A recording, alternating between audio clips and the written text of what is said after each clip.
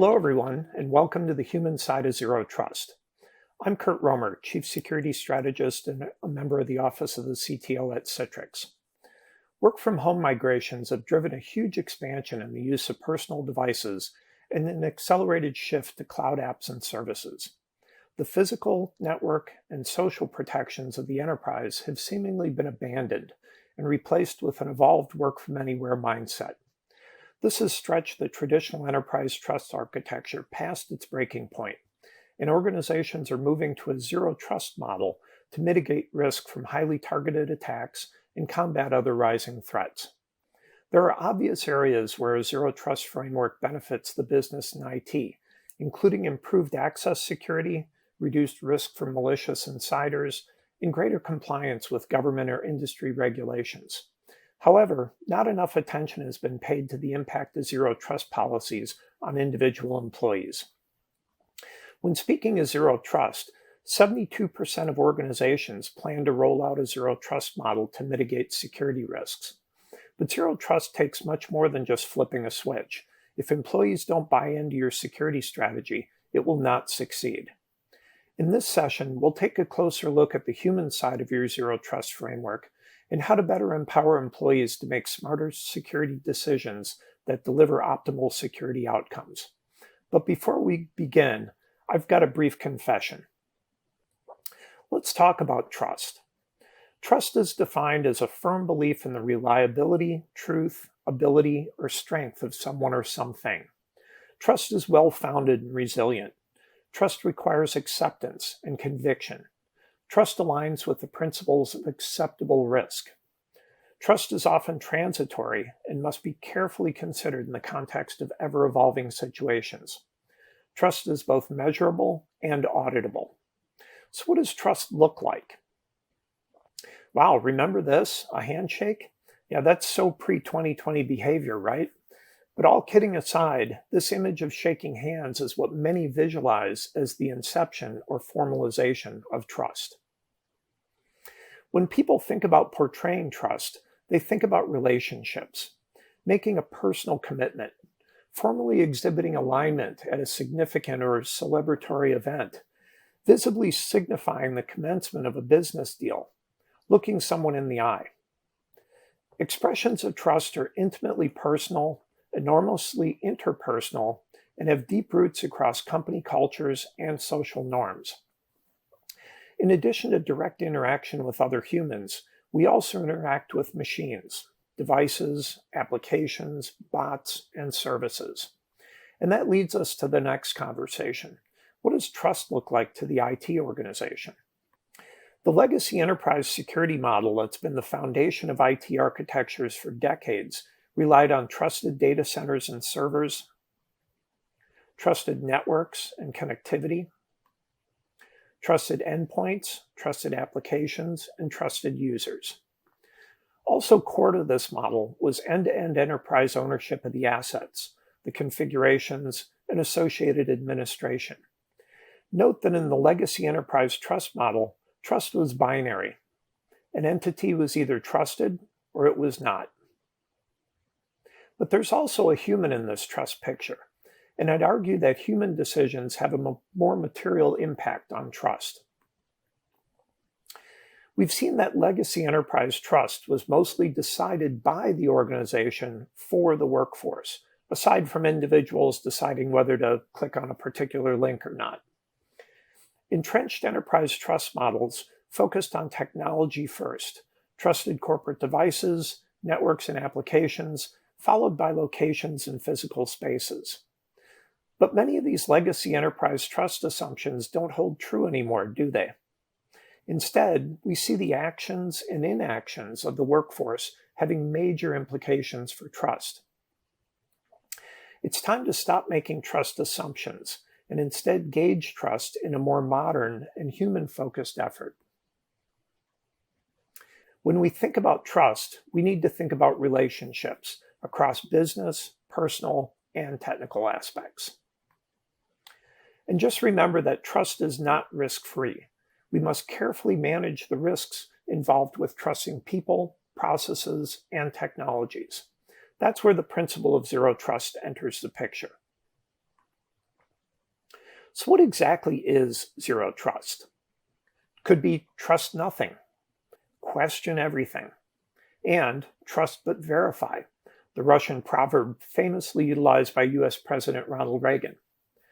But my personal definition of trust, and my favorite one, is that all trust must be earned. The foundation of zero trust is the belief that all trust must be earned. When it comes to information security, trust is never assumed and never an afterthought. Before an organization entrusts someone with its data, trust must be carefully instantiated, measured, and verified to fit the risk tolerance of the organization. And even after implementing a zero trust model, every action and decision must be continuously situationally aware and contextually risk appropriate.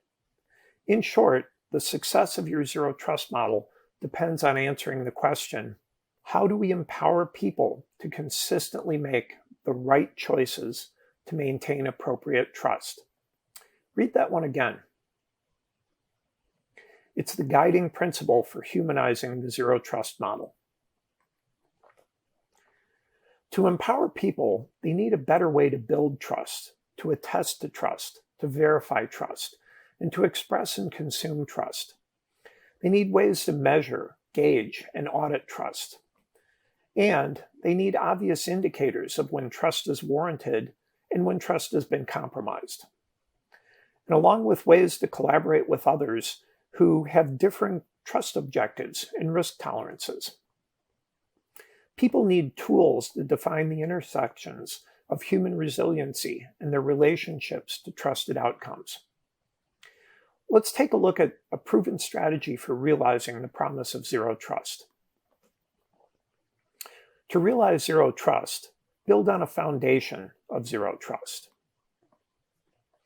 After an organization has declared a state of zero trust, every action and decision must be continuously situationally aware and contextually risk appropriate. From the human perspective, that means make sure they know what's going on around them at all times, and they're doing enough of the right things to protect the security and privacy of themselves, the organization, and your customers.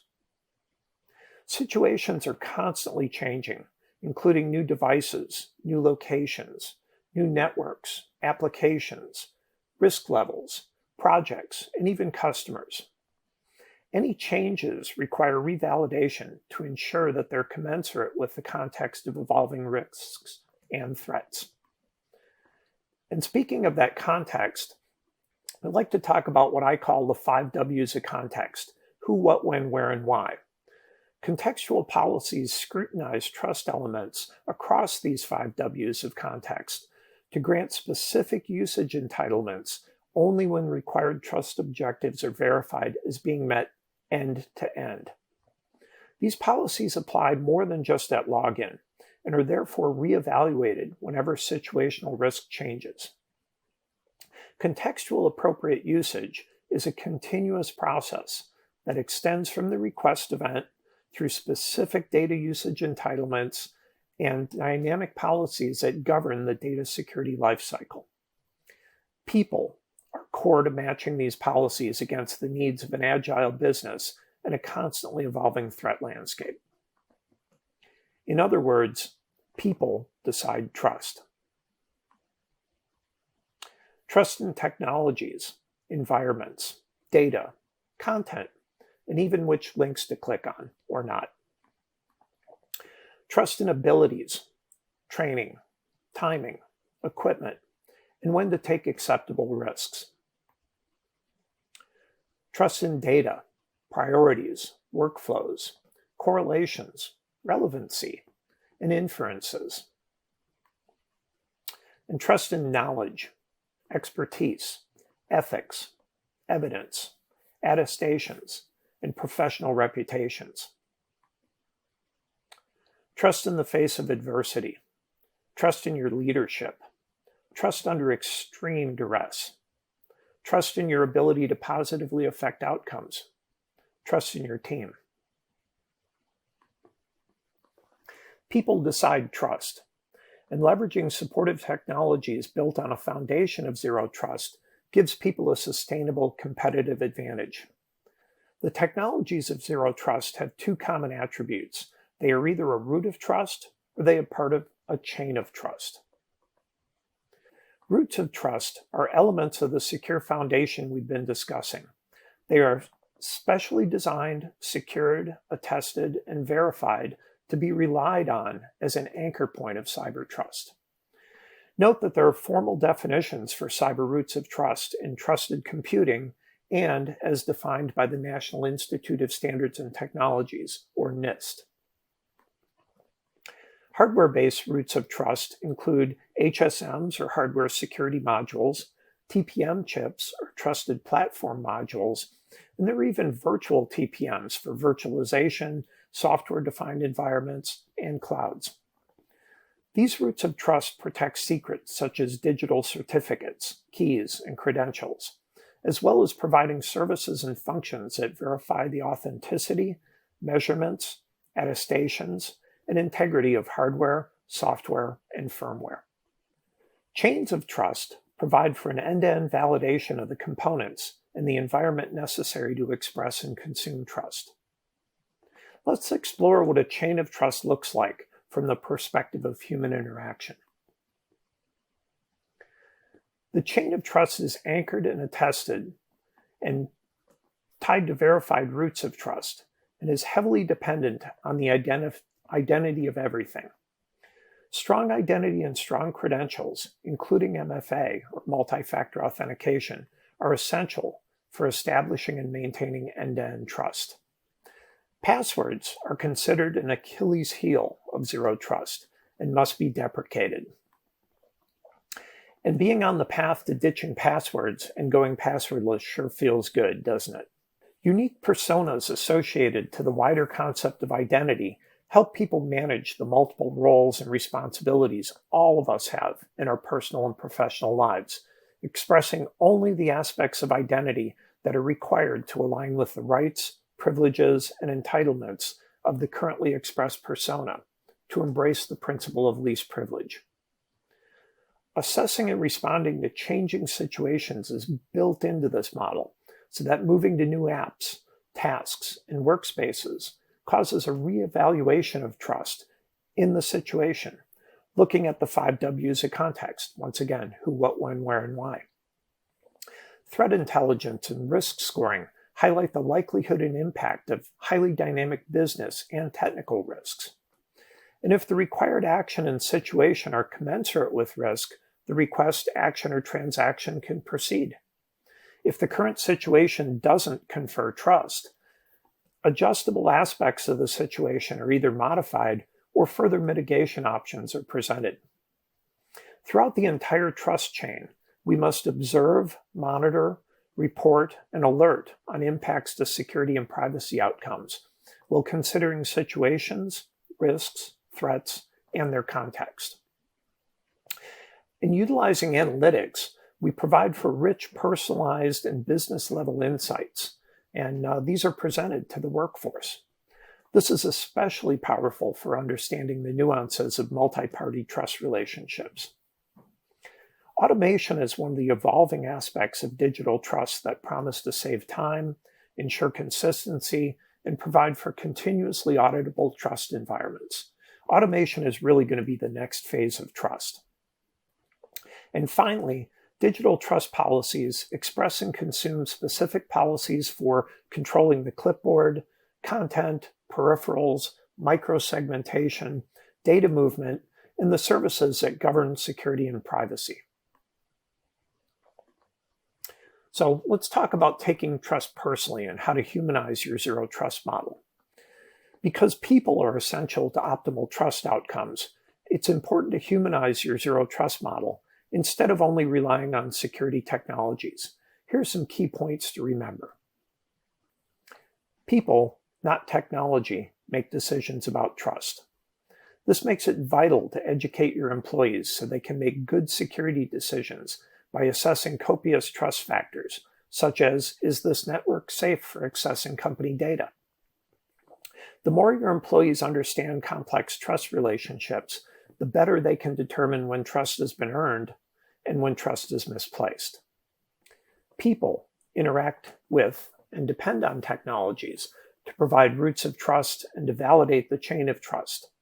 The latest web application firewalls, endpoint management, and FIDO2 authentication can all help your remote workforce work more securely, but training employees to make good trust decisions is just as important as training them how to use these technologies effectively. People decide what zero trust means in each organization. Your zero trust framework is also an active and shared responsibility. The only constant in security strategy is that situations change. Your organization will hire new employees who must be trained, adopt new devices and workspaces that must be protected, and face expanding threats to your sensitive data. This means your zero trust framework must continuously evolve, making it vital that it is an active and shared responsibility for everyone in your organization. While every zero trust model will have certain protocols in common, zero trust is more of a philosophy than an instruction manual. It's up to your IT leadership to design the zero trust framework for your enterprise, choosing the multifaceted trust policies and technologies that guide and automate for desired trust outcomes in every context. But not everyone and everything is a shining example of trust. When trust is compromised, we must have the tools and visibility to identify, protect, detect, respond, and recover. You might recognize these as principal elements of the NIST cybersecurity framework. Consider the impact of broken trust very carefully in the context of multi-party trust relationships. And know that trust is highly dynamic, and we need to build the dynamic nature of trust into workflows that help us govern these relationships. So let's talk a little bit about trusted workflows. Trust needs to be mapped out and visualized as roots and chains of trust that show impacts and value to people, process, and technology. Trust can then be automated into workflows that include decision points, escalations, and exceptions. Workflows identify shared responsibilities, boundary conditions, and they highlight any gaps in realizing the zero trust model. Use cases behind these workflows include technical purposes such as remote access, the onboarding process for new employees, sharing sensitive information and collaborating with third parties on something like a super secret M&A project, and the ability to audit trust and defensively prove SLAs, otherwise known as service level agreements. Ultimately, trusted workflows will be used to enhance employee experience, assure ethical behaviors, and reinforce company culture. Combined with analytics, these trusted workflows can be further augmented. Augmentation really promises to increase our abilities to provide for observability, insights, and further automation of the trust model. Because of all the complexity back behind zero trust, we need visualization. We need an ability to see what trust exists and be able to look for gaps. And in terms of augmenting, we need to be able to augment the technologies, the policies, the physical aspects of trust, trust for individuals, trust for teams, trust for workflows, trust for collaboration, trust for third parties, as well as being able to augment how we handle reputation as reputation is established and torn down. This really leads to the digital transformation of trust and the ability to have data-driven trust. Analytics and contextual workflows that are embedded in the workspace provide the basis for organizing, guiding, and automating the desired and ever-evolving expectations of employee experience. And that's really why we take a look at protecting the employee by protecting the workspace. Why not build trust directly into the workspace and all the aspects that we've been talking about? Building trust measures into the fabric of the workspace is multifaceted, with integrated endpoint analysis, application-specific controls, threat feeds, content inspection, behavioral analysis, attestations, and reputational assessments. Trust must be measured and attested and never assumed. Encoding trust in the workspace enables employees to use any device, any network, and any cloud, but only in the desired security context. Integrated business intelligence also helps third parties that might not be as familiar with your policies, including interns, contract workers, students, and your supply chain. Your goal should be to use the workspace to aggregate technical and business protective measures for the workforce while organizing, guiding, and automating the desired experience on a deeply personal level.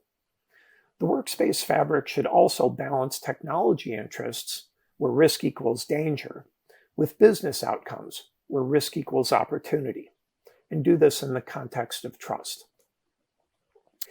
As a leader in your organization, be intentional about creating a company culture that embraces and demonstrates zero trust principles.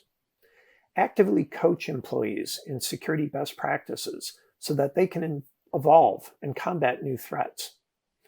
When everyone has the same understanding of when trust is merited and when trust has been broken, your employees will know how to make strong trust decisions that will protect both themselves and your organization.